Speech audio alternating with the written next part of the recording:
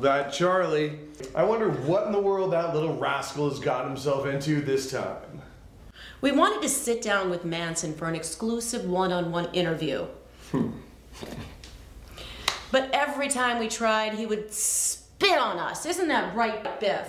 That's right, Tiff. That guy can really hawk a lung booger. His lung biscuits are notorious. Charles Manson hasn't given an interview in years, but here in this reenactment, we see what it would be like if he did. Our reporter on the screen is none other than Destiny Hooker. I'm Destiny Hooker, and we're here today interviewing Charles Manson, mass murderer. Mr. Manson, after all these years, what do you have to say for yourself? Eggplant. That's what I have to say for you. Eggplant. For all these years, I thought about it. Sir, in all seriousness, you have been responsible for the deaths of so many people. What do you have to say about that?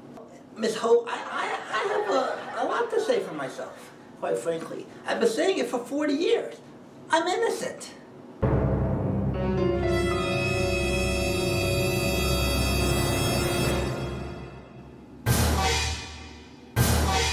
Yeah, it's a funny story, actually. I wasn't even at the murder scene. There was a guy named Tex. He murdered them. He bought the knives. He drove the women there. He told the women what to do. He killed them, and I got life in prison. Do you even know Tex's name? Do you even know who I'm talking about when I say Tex? You know Charles Manson, though.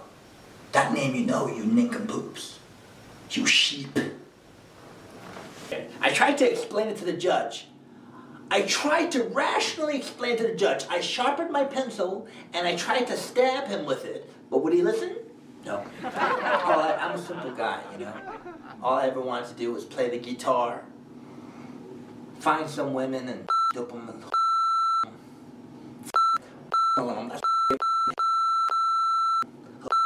that's all I've ever wanted. Little innocent enough. I didn't even know about the murders.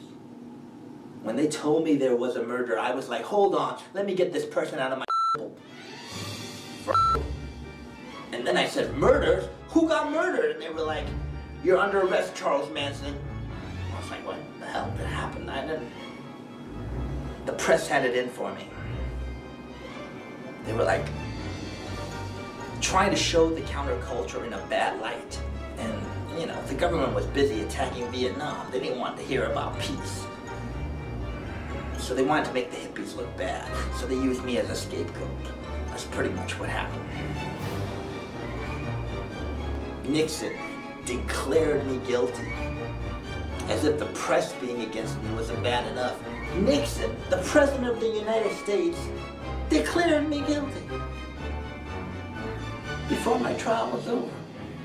Richard Nixon was killing millions of people in Vietnam, calling me a murderer before the facts came out.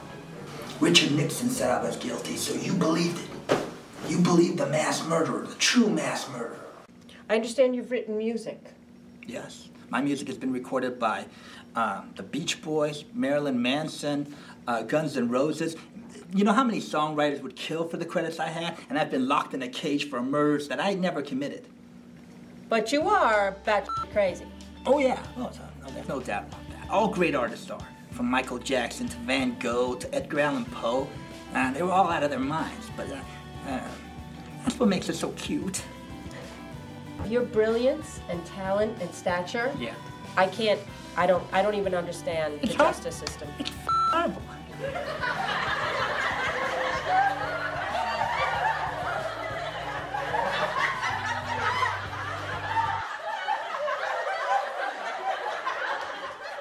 I do hope you get out, and if you do, call me. Poor Manson. Back to you, Biff and Tiff. That's that. Manson has gone down on guys in his cult, but claims only have done that to show the women how to perform oral sex correctly. But he claims he likes women. Keep in mind, Manson also once said, "Are you mad? Do you feel like Wolf's kebabs right friends? Get friends,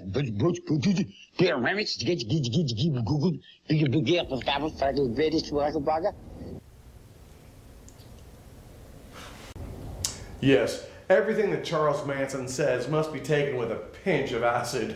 Well, who hasn't done that? we did not make that up.